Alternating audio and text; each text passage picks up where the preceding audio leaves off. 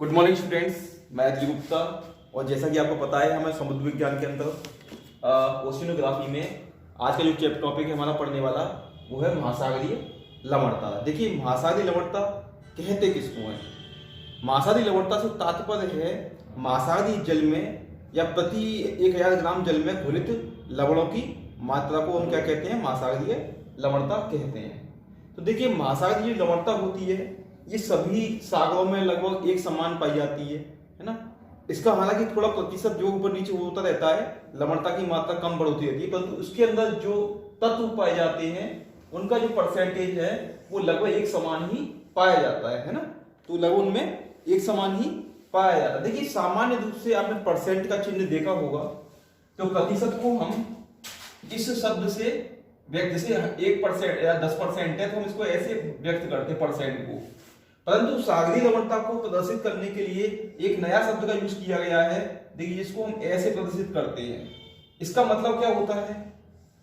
देखिए, इसका मतलब होता है कि ग्राम प्रति 1000 ग्राम, यानी 1000 ग्राम में कितने ग्राम जो है नमक की या लवणों की मात्रा है, तो इसको हम कहते हैं ग्राम प्रति 1000 ग्राम, है ना। जैसे क्या है कि किसी स्थान पर जो है लवण की मात्रा 34% है, मतलब 34 है, तो इसका मतलब क्या है? यानी कि 1000 ग्राम में सागरीय जल में 34 ग्राम जो है वो क्या है? लवणों की मात्रा, यानी नमक की मात्रा कितनी है?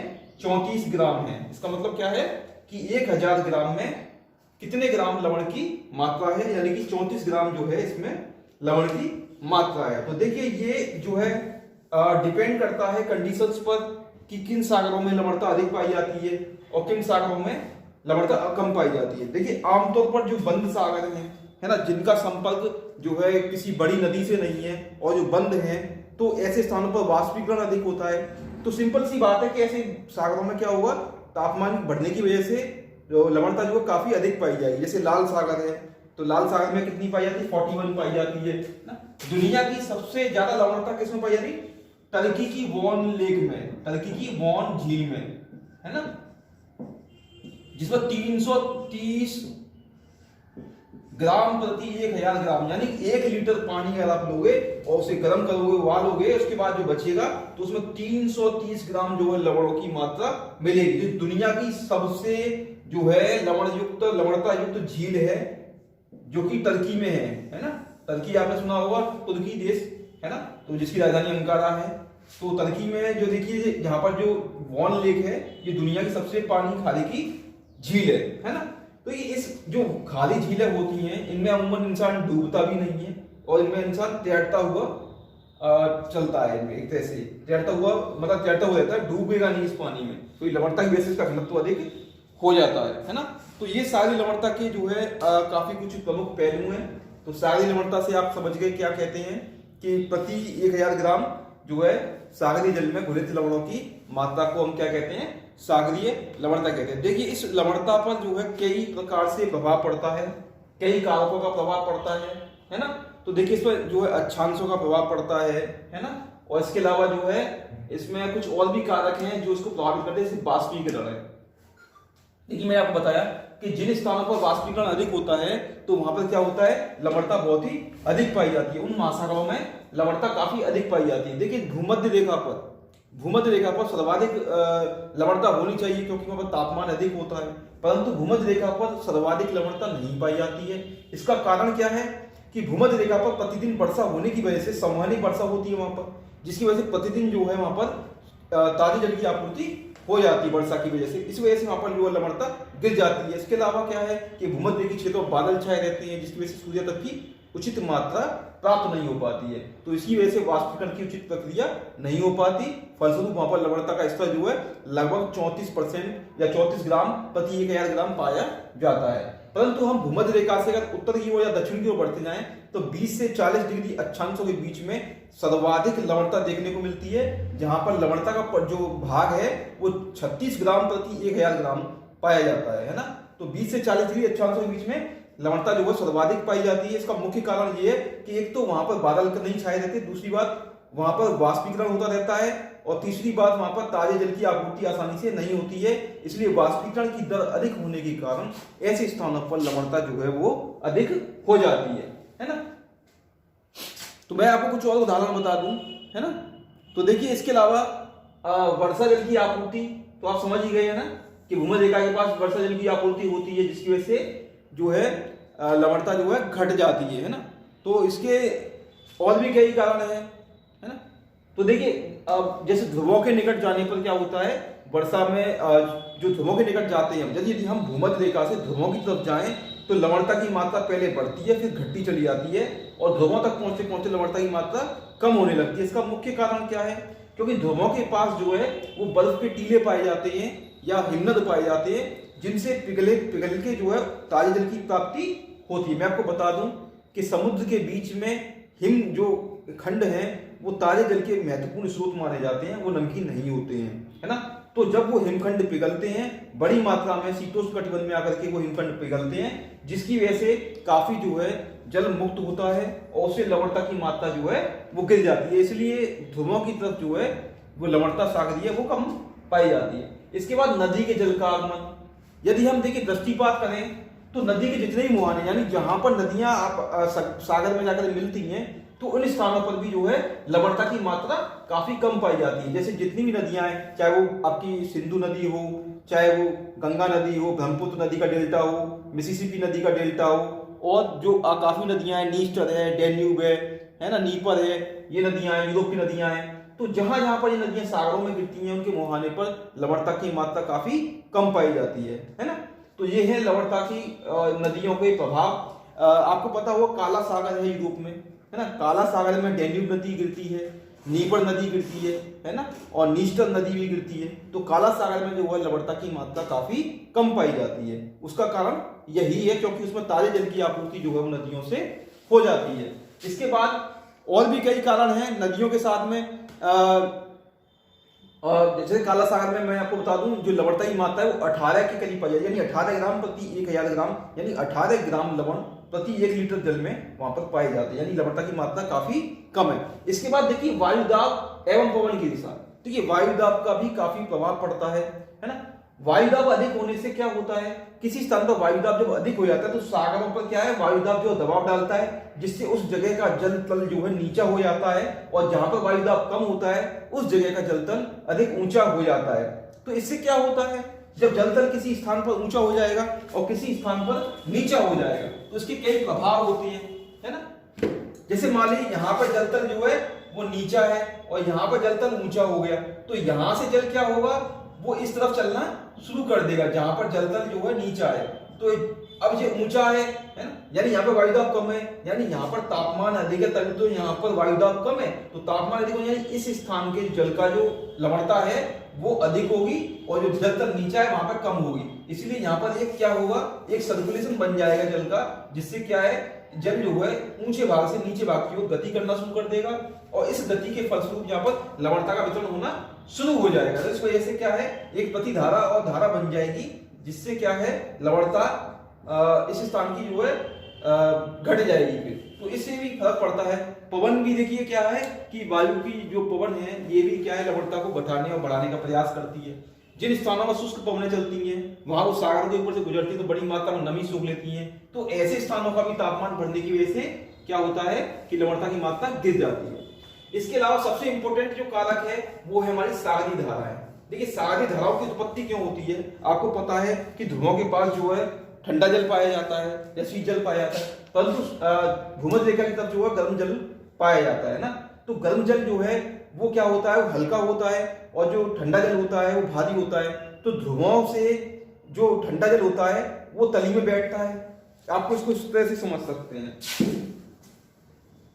ध्रुवों के पास जो जल होता है, मान लीजिए ये ध्रुव है उत्तरी ध्रुव और ये क्या है भूमध्य रेखा है, यहाँ पर ये भूमध्य रेखा है और ये ध्रुव है। तो यहां से क्या होगा, जो भारी जल है वो ठंडा होगा, नीचे बैठेगा, नीचे बैठने के बाद तली में होते हुए ये भूमध्य रेखा की तरफ बढ़ेगा, और भूमध्य रेखा के पास बढ़ करके क्या होगा, और ये भूमध्य रेखा का ऊपरी, क्योंकि आपको पता है कि भूमध्य रेखा पर तापमान अधिक रहता है तो ऊपरी जल का तापमान अधिक होता है तो जल फैलता है, तो यहाँ से जल क्या होगा, वो तल जो है वो आगे की तरफ, यहाँ पर जल का तल नीचे हो जाएगा, देखिए ध्रुवों के पास, क्योंकि जब तल भारी होगा तो जल जो है नीचे बैठेगा, है ना, कम तापमान की वजह से जल भारी होगा और नीचे बैठेगा, नीचे बैठने से नीचे जाएगा और यहाँ पर जल का तल नीचे हो जाएगा, तो क्या होगा, भूमध्य रेखा से ध्रुवों की ओर एक ढाल बन जाएगा जल का, जिससे भूमध्य रेखा से जल जो है वो ध्रुवों की ओर प्रवाहित होना शुरू हो जाएगा। तो इसी प्रवाह को ही हम क्या कहते हैं, महासागरीय धाराएं कहते हैं, और यही महासागरीय धाराएं क्या करती हैं, वे तापमान के वितरण को प्रयास करती हैं एक समान करने का, जिससे कोई भी स्थान अधिक तापमान के कारण विसंगतियां उत्पन्न ना हो जाए।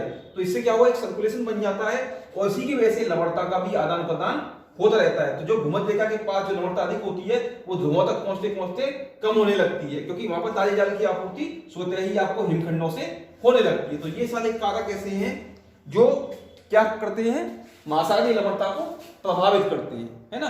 अब देखिए ये तो हो गया महासागरीय लवणता को प्रभावित करने वाले कारक। इसके अलावा अब सागरीय लवणता के स्रोत क्या है, कहां से इतनी लवणता जो है सागरों में आ गई। तो आपको मैं बता दूं, एक विद्वान थे जोली नामक, जिन्होंने क्या बताया, उन्होंने बताया कि यदि समस्त सागरों का हम लवण जो है, नमक जो है बाहर निकाल लें तो सागरों की जो गहराई है वो 100 फीट तक लगभग कम हो जाएगी। यानी जो वर्तमान में सागरों का तल है वो 100 फीट नीचे गिर जाएगा, इतना सागरों का तल जो नीचे वो गिर जाएगा। और यदि हम सारे सागरों का जो नमक को निकाल लें और उसे पूरे पृथ्वी पर फैला दें तो पूरी पृथ्वी पर लगभग 50 फीट ऊंचा ढेर लग जाएगा पूरी पृथ्वी पर। और यदि हम इस सारे सागर के नमक को निकालकर केवल स्थल भाग पर फैलाएं तो 500 फीट ऊंचा एक ढेर लग जाएगा पूरे नमक का, यानी सागरों में इतना नमक है। तो ये नमक कहां से आया, इसके कई सारे कारण हैं।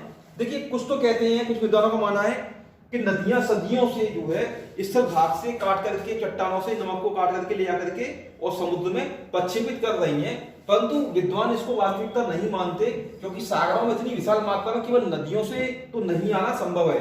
कुछ विद्वानों का मानना है कि धरातल के नीचे जो संवहनीय तरंगें उत्पन्न होती हैं, उन संवहनीय तरंगों के माध्यम से भी कुछ नमक के कण जो है वो धरातल में ऊपर आते हैं और वो सागरों में सम्मिलित हो जाते हैं। और इसके अलावा ज्वालामुखी राख या ज्वालामुखी के फूटने से भी कुछ मात्रा में नमक की या लवण की मात्रा जो है वो सागरों में पहुंचती रहती है। तो इस प्रकार सागरों में जो लवणता का जो मापक है या सागरों में जो लवणता की जो मात्रा है वो कहां से आई, इस विषय में कोई निश्चित मत नहीं है, सभी मत अपने अपने विषय में बात को बताते हैं। इसके बाद देखिए लवणता का वितरण, है ना। तो लवणता के वितरण को हम दो वर्गों में डिवाइड करते हैं, लवणता का क्षैतिज वितरण और लवणता का ऊर्ध्वाधर वितरण, है ना।